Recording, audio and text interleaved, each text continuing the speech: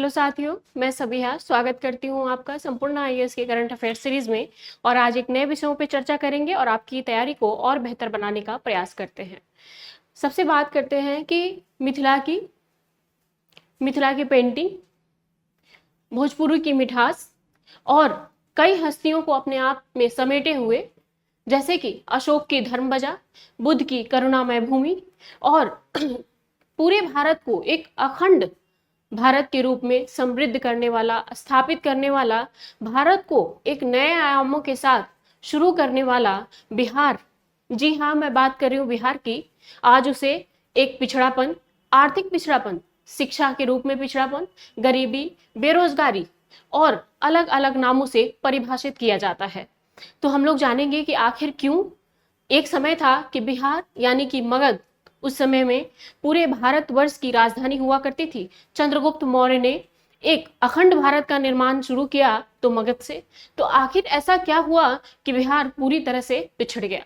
क्या रीजन है? और इनके तरह तरह के आयामों पे माना जाता है कि बिहार एक ऐसा प्रदेश है, एक ऐसा राज्य है जो ना सिर्फ उगते हुए सूरज को बल्कि डूबते हुए सूरज की भी पूजा की जाती है। तो आखिर इस बिहार के पास ऐसी कौन सी कमियां हैं जो इसे आर्थिक पिछड़ापन के रूप में परिभाषित कर रहा है? तो आइए स्टार्ट करते हैं बिहार को। सबसे पहले सवाल उठता है कि बिहार कई सालों से लगातार आजादी के बाद से, या यूं कहें कि बिहार और झारखंड के बंटवारे के बाद से 15 नवंबर 2000 के बाद बिहार का एक आखिरी विभाजन हुआ और उसे कहा जाता है, टूट के वो राज्य बना झारखंड। और झारखंड के बनने के बाद ऐसा क्या हुआ कि बिहार निरंतर विशेष राज्य दर्जे की मांग कर रहा है। विशेष राज्य दर्जे किस राज्यों को दी जाती है, क्या उसके मानदंड होने चाहिए, और केंद्र सरकार क्यों नहीं बिहार को विशेष राज्य का दर्जा दे रही है, इन सभी आयामों पे चर्चा करेंगे। सबसे पहले स्टार्ट करते हैं कि विशेष राज्य के दर्जे का अधिकार किसके पास होता है और क्यों होता है। तो विशेष राज्य के दर्जे का अधिकार होता है केंद्र सरकार के पास। अभी मैंने यहाँ पे समझाया हुआ है, केंद्र सरकार के पास विशेष राज्य के दर्जे की मांग होती है। विशेष राज्य के दर्जे का मुख्य उद्देश्य ऐसे राज्य को अतिरिक्त वित्तीय सहायता प्रदान करना जो विकास की दौड़ में पूरी तरह से पिछड़ चुके हैं, पीछे छूट चुके हैं। मैंने अभी बताया कि विशेष राज्य का दर्जा देने का क्या प्रावधान होना चाहिए। केंद्र सरकार इसके पास, इसका अधिकार किसको होता है? तो केंद्र सरकार को होता है। और कैसे दिया जाता है? तो ऐसे राज्यों को दिया जाता है जो आर्थिक स्थिति से पूरी तरह से पिछड़ गए हो। ठीक है। 1969 में यानी 1969 में महावीर त्यागी की अध्यक्षता में गठित 5वें वित्त आयोग में पहली बार यह प्रावधान किया गया कि किसी राज्य को विशेष राज्य का दर्जा दिया जाना चाहिए या नहीं। तो ये सबसे पहले कब आया? 1969 में यानी 1969 में पहली बार। किसके? यानी कि वित्त आयोग के अध्यक्ष कौन थे उस समय? महावीर त्यागी थे। और उन्हीं की अध्यक्षता में पहली बार गठित 5वें वित्त आयोग के सिफारिश पर पिछड़े राज्यों को विशेष श्रेणी का दर्जा देने का प्रावधान किया गया था। ठीक है। अगला जो इसमें टॉपिक है कि पिछड़े राज्यों के लिए क्या अर्हताएं होनी चाहिए, यानी क्या मानदंड होने चाहिए, कौन से राज्यों को पिछड़े राज्य का दर्जा देना चाहिए। सबसे पहला इसमें है भौगोलिक, यानी भौगोलिक स्थिति से पिछड़ा हुआ हो। किससे? भौगोलिक। भौगोलिक का मतलब कि ऐसे राज्य जहां पे संसाधनों की कमी हो। ठीक है। अगला है सामाजिक, सामाजिक रूप से पिछड़ा हुआ, सामाजिक तौर पे उसका विकास ना हो। और तीसरा है आर्थिक, यानी ये 3 मानदंड होने चाहिए, भौगोलिक, सामाजिक और आर्थिक। ये तीनों तरह से पिछड़े हुए राज्य को ही विशेष राज्य का दर्जा दिया जाता है।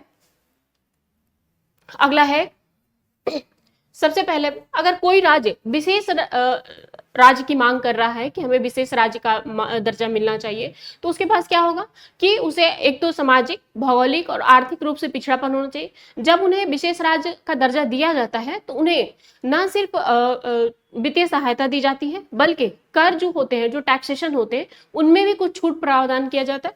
जैसे कि हालांकि भारतीय संविधान में कोई ऐसा कानून नहीं है, कोई ऐसा लॉ नहीं था जो ये प्रावधान करता है कि किसी राज्य को विशेष राज्य का दर्जा दिया जाना चाहिए या नहीं, यानी कि इसे बाद में लागू किया गया। अभी मैंने बताया 1969 में महावीर त्यागी की अध्यक्षता में पहली बार ये तय हुआ कि हाँ, किसी राज्य को विशेष राज्य का दर्जा किन किन मानदंडों पर दिया जाएगा, अन्यथा नहीं दिया जाएगा। 1969 में पहली बार विशेष राज्य का दर्जा किसको मिला? तो जम्मू एंड कश्मीर को सबसे पहली बार इसके साथ दिया गया। और इसके साथ ही असम, नागालैंड, को भी विशेष राज्य का दर्जा दिया गया। सबसे पहले किसको दिया गया, किस राज्य को, जम्मू एंड कश्मीर को, फिर असम को और फिर नागालैंड को। 14वें वित्त आयोग के अध्यक्ष कौन थे, आर.वी. रेड्डी थे। यहां पे लिखा नहीं, मैं लिख देती हूँ, आर.वी. रेड्डी थे। कौन, 14वें वित्त आयोग के अध्यक्ष। अभी 15वें वित्त आयोग के अध्यक्ष कौन थे, एन.के. सिंह थे। और 16वें का गठन हुआ है तो वो कौन है, अरविंद पनगड़िया है 15वें वित्त आयोग के अध्यक्ष। तो उन्होंने ये तय किया कि पूर्वोत्तर राज्यों और पहाड़ी राज्यों को छोड़कर शेष राज्यों के लिए विशेष श्रेणी का दर्जा समाप्त कर दिया गया। 14वें वित्त आयोग के गठन के साथ ही यह तय हुआ कि पूर्वोत्तर राज्य यानी कि जो 7 सिस्टर्स हैं भारत के वो, और उसके अलावा कौन सा, तो पहाड़ी क्षेत्र। पहाड़ी क्षेत्र का मतलब कि वहाँ साधनों का, परिवहन का आना जाना बहुत मुश्किल, दुर्गम हो जाता है पहाड़ी क्षेत्रों में। तो ऐसे राज्यों को विशेष राज्य का दर्जा दिया जा सकता है, बाकी अन्य किसी राज्य को विशेष राज्य का दर्जा नहीं दिया जाएगा। वर्तमान में विशेष राज्य का दर्जा प्राप्त करने वाले राज्यों में शामिल हैं जम्मू एंड कश्मीर, जैसा कि मैंने बताया पहाड़ी राज्य है, हिमाचल प्रदेश पहाड़ी राज्य है, उत्तराखंड पहाड़ी राज्य है, सिक्किम पहाड़ी राज्य है, असम आपको पता ही है कि ये 7 सिस्टर्स में आता है पूर्वोत्तर भारत में, मेघालय, अरुणाचल प्रदेश, नागालैंड और मणिपुर को, मिजोरम तथा त्रिपुरा को भी विशेष राज्य का दर्जा प्राप्त किया गया। अभी मैंने बताया कि भारत के पूर्वोत्तर राज्य, ठीक है, तो पूर्वोत्तर में ये सारे हो गए, और कुछ पहाड़ी राज्य हैं जिनको विशेष राज्य का दर्जा दिया गया है। और उसके अलावा तेलंगाना भी शामिल है।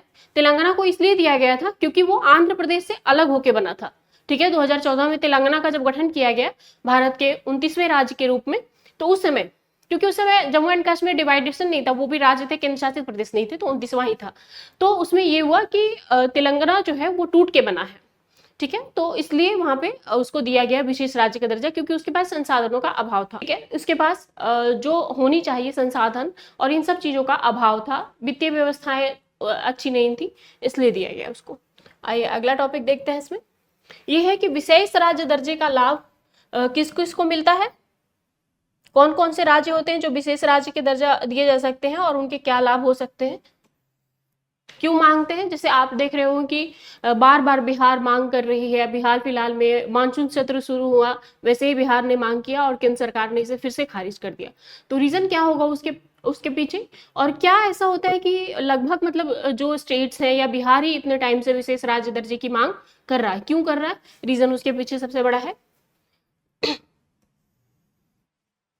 केंद्र सरकार जितनी भी योजनाएं और परियोजनाएं आती हैं, यानी केंद्र सरकार जो भी योजनाएं और परियोजनाएं लागू करती हैं, उसमें राज्य सरकार को जो दिया जाता है बजट के लिए, जो वित्तीय सपोर्ट करती है केंद्र सरकार राज्य सरकार को, उसमें केंद्र सरकार जो विशेष राज्य के दर्जा होते हैं उनको कितना देता है, तो 90%। कितना, 90% का भुगतान करती है कौन, केंद्र सरकार करती है। बाकी यही अगर अन्य राज्यों की स्थिति में आप देखेंगे तो ये कम होता है, कितना, 60 से 75% ही होता है जो अन्य राज्यों को दिए, लेकिन वही अगर विशेष राज्य है तो उनको ज्यादा का वहन करती है। अगला है, देखिए मैंने बोला ना 60 से 75% का लाभ मिलता है। इसके अलावा राज्य अगर प्राप्त धन राशि को एक वित्तीय वर्ष में, अगर मान लीजिए कोई विशेष राज्य है और उसे दिया गया कि राज्य को अगर इतना मान लीजिए 10 करोड़, 10 लाख, 10-20 करोड़ खर्च कर देने, मान लीजिए किसी भी एक योजना पे, उदाहरण में रख लेती हूँ कि नमामि गंगे के लिए दे रहा, तो अगर विशेष राज्य का दर्जा प्राप्त राज्य है तो उसे अगर उसने जितना खर्च किया और जो बच गए, मान लीजिए 5-10 लाख बच गए, 5-10 करोड़ बच गए, तो वो क्या करेगा, उसे सेफ जोन में रख देगा, अपने आगामी वर्ष में फिर उसे खर्च करेगा उस योजना पे। लेकिन अगर यही अन्य राज्य है, विशेष राज्य ना होकर के अन्य राज्य है, तो उनका क्या, उन्हें फिर वो बचे हुए धन को केंद्र सरकार को वापस करना पड़ता है। ये छूट होता है, जिससे समझ में आया बात को, कि अगर कोई विशेष राज्य का दर्जा है, केंद्र सरकार की कोई परियोजना है, योजना है, जिसमें केंद्र सरकार ने उस विशेष राज्य के दर्जे वाले राज्य को कुछ पैसे दिए, ठीक है, अगर वो पैसे पूरे खर्च हो गए तो ठीक है, और नहीं खर्च हुए, कुछ भी बच गए उसमें से, तो आने वाले वित्त वर्ष के लिए, आगामी वित्त वर्ष के लिए उस पैसे को सेव करके रख दिया जाता है, और फिर अगले वर्ष में उसमें और इकट्ठा करके और उस योजना को संचालित किया जाता है। लेकिन अगर वही अन्य राज्य है, उसे विशेष राज्य का दर्जा प्राप्त नहीं है, तो उसके साथ क्या स्थिति होती है, उसके साथ स्थिति यही होगी कि बचे हुए धन को उसे वापस देना पड़ता है, ठीक है। देखिए ये लिखा हुआ है, वापस लौटाना पड़ता है। अगला जो इसमें टॉपिक देखेंगे कि विशेष राज्य जो प्राप्त होते उन्हें आयकर, कॉर्पोरेट कर उत्पादन शुल्क, सीमा शुल्क में भी विशेष राज्यों का जो छूट होता है वो दिया जाता है। साथ ही केंद्र सरकार के सकल बजट में भी कितने की 30% की हिस्सेदारी दी जाती है विशेष राज्य के दर्जों को, जो विशेष राज्य के प्राप्त दर्जे हैं। और ये है, देखिए ये गलत हो गया है,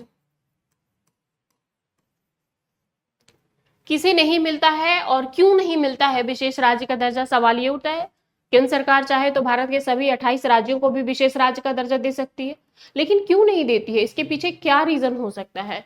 सबसे बड़ा रीजन ये है कि अतिरिक्त वित्तीय सहायता देनी पड़ेगी। अभी मैंने बताया कि अगर कोई योजना लेके आती है तो उसे 90% तक की सहयोग राशि देनी पड़ती है, लेकिन अगर वही अन्य राज्य है तो 60 से 75 में ही काम चल जाता है। तो क्या हुआ, अतिरिक्त वित्तीय सहायता देनी पड़ेगी यानी एक्स्ट्रा, और इससे क्या होगा कि केंद्र सरकार पे संसाधनों का बोझ बढ़ेगा, दबाव बढ़ेगी, वित्तीय स्थिरता को अस्थिर करेगी। अगला है, केंद्र सरकार पर अत्यधिक दबाव पड़ जाएगा, पड़ेगा ना, जहां मान लीजिए 60% ही देना है वहां 90% देना पड़ जाए तो दबाव पड़ेगा इसका। अगला जो टॉपिक है इसमें पॉइंट, धन के भावना में संतुलित, धन के आवंटन को संतुलित करना मुश्किल हो जाएगा।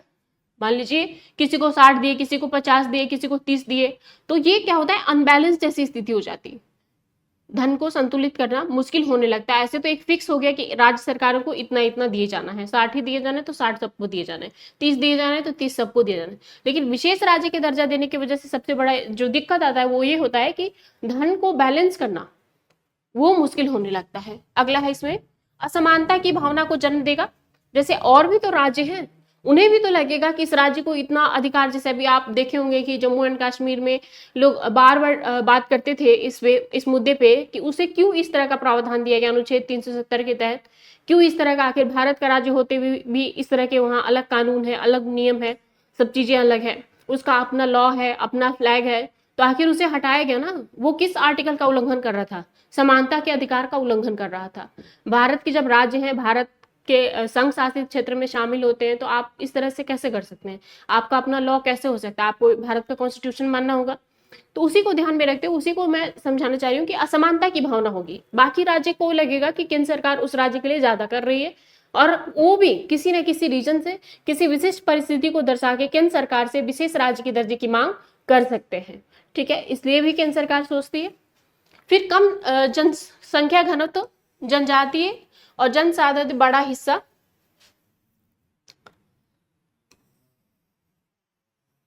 ठीक है। इसके अलावा है कि किसको मिलना चाहिए, मैंने अभी बताया था थोड़ी देर पहले कि भौगोलिक स्थिति। भौगोलिक स्थिति का मतलब क्या होता है, पहाड़ी और दुर्गम क्षेत्र, पहाड़ी और दुर्गम क्षेत्र किस तरह का, जैसे आप जानते हैं कि बिहार नेपाल के तराई में स्थित है और पूरी तरह से पहाड़ी, ऊपर का जो उसका हिस्सा है वो पहाड़ी एरिया है, और बहुत सारे हिमालयी नदियों का आगमन है बिहार के साथ। तो आप देखते होंगे कि पहाड़ी जो भौगोलिक स्थिति है उसकी, एक तरफ बिहार को, जैसे अगर बिहार को हम लोग यहाँ पे देखेंगे, थोड़ा सा मैं समझाना चाहूंगी आप लोगों को। जैसे सपोज मान लीजिए कि ये बिहार है अपना, और यहाँ से बीचों बीच गंगा नदी दो भागों में डिवाइड करती है बिहार को।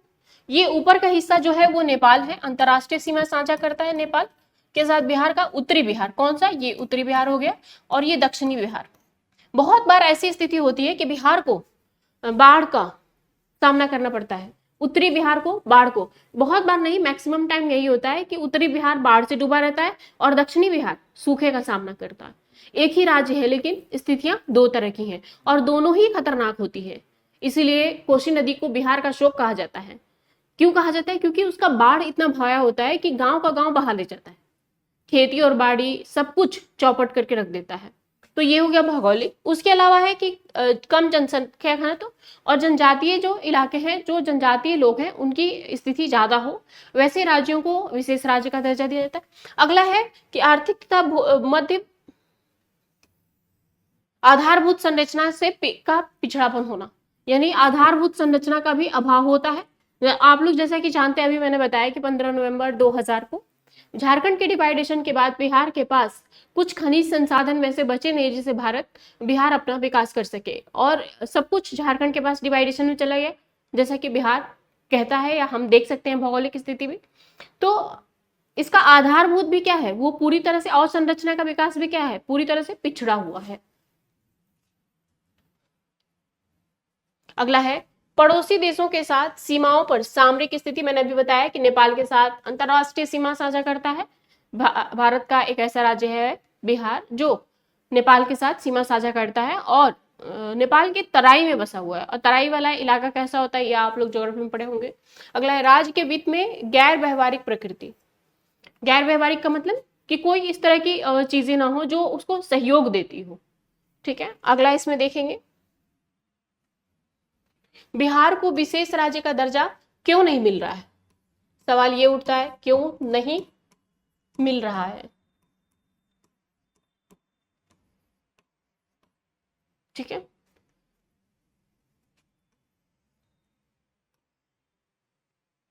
या क्यों मिलना चाहिए, क्या रीजन है, ये भी तो हो सकता है।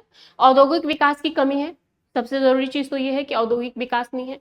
दूसरा है कि सीमित निवेश। निवेश भी क्या है इसके पास, निवेश कब होंगे, जब बड़ी फैक्ट्रियां, बड़ी कंपनियां और चीजें आएंगी तभी तो निवेश होगा। फैक्ट्री डालने के लिए पैसे चाहिए और बिहार एक पिछड़ा हुआ राज्य है, मैंने अभी बताया। रीजन ये है कि गरीबी, जनसंख्या का ज्यादा होना, भूखमरी, अशिक्षा का, बहुत सारी चीजों का।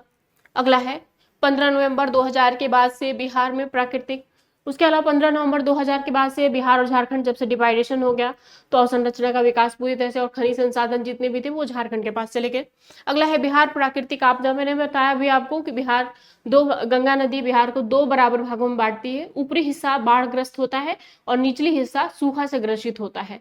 रीजन उसके पीछे ये है कि ऊपरी हिस्सा नेपाल के तराई में स्थित नेपाल से सटा हुआ है और हिमालयी नदियों का आगमन बिहार के साथ ज्यादा है, बाढ़ का प्रवाह ज्यादा होता है, इसलिए उत्तरी बिहार बाढ़ से ग्रसित होता है। दक्षिणी बिहार जबकि पठारी भाग है, विंध्याचल का पठार हो गया, आपको खड़गपुर पहाड़ी हो गई, और इन सब की वजह से वहां पे सूखे की स्थिति बनी रहती है। अगला है बुनियादी ढांचे की कमी और संरचना का विकास कृषि उत्पादकता को प्रभावित करता है। जैसे मान लीजिए अभी खेती हुई है और अचानक बाढ़ आए और सब कुछ बहा ले जाए, खेती को प्रभावित किया, कृषि को प्रभावित किया। बिहार के पास कोई ऐसी नवीन प्रौद्योगिकी नहीं है जो कृषि के आय को दुगना किया जाए, फिर भी निरंतर बिहार प्रयास कर रहा है और लगभग चौथी बार पिछले साल 2023 में बिहार को कृषि कर्मठ पुरस्कार मिला हुआ था अपने राज्य के उत्पादन को दुगना करने के लिए। अगला है कि गरीबी। बिहार में कम से कम 15 लाख ऐसे परिवार हैं जिनकी वार्षिक आय 15 लाख नहीं, 96 लाख, कितना, 96 लाख ऐसे परिवार हैं जिनकी वार्षिक आय 6000 से कम है। वार्षिक आय 6000 से कम है। आप समझ रहे हो, 6000 से कम वार्षिक आय बताया जा रहा है। यहाँ एक दिन भी अगर आप लेके चलते हो, 5-10 हजार रुपये लेके जाते हो, मार्केट चले जाओ तो वो भी कम पड़ जाते हैं। वार्षिक आय मतलब समझ रहे हो उनकी स्थिति कैसी बद से बदतर होगी। क्या उन्हें दिन में एक वक्त का भी भोजन मिलता होगा या नहीं मिलता होगा। ठीक है,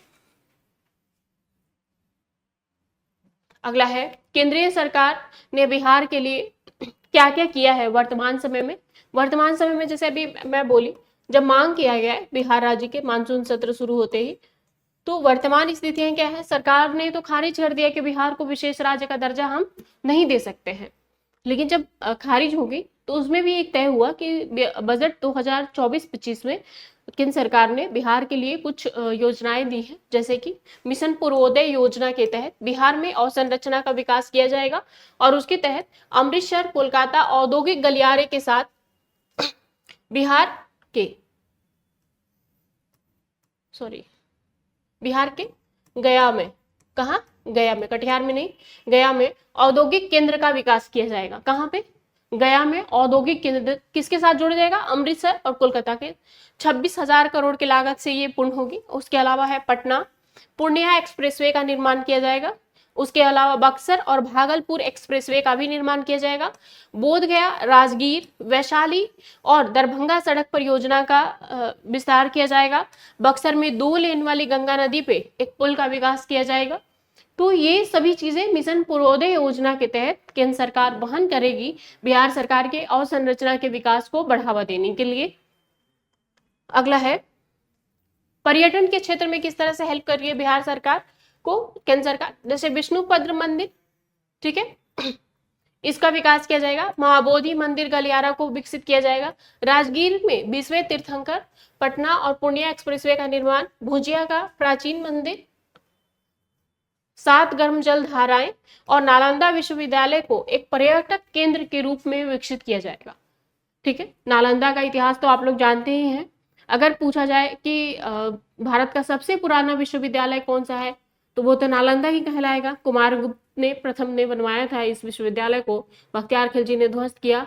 नालंदा यूनेस्को की सूची में भी शामिल है और बहुत सारी ऐतिहासिक चीजों को, धरोहरों को अपने अंदर समेटा हुआ है, जिसका पुरातत्व विभाग के द्वारा खुदाई और कार्यक्रम अभी भी स्टार्ट है। तो ये सारी चीजें थी इसके बारे में, बिहार के बारे में।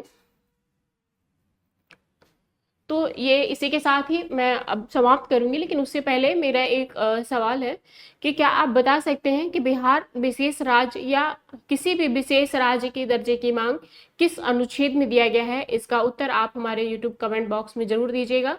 और तब तक आप खुश रहिए, खूब पढ़िए और अपने लाइफ को अच्छा बनाने का प्रयास करिए। Thank you.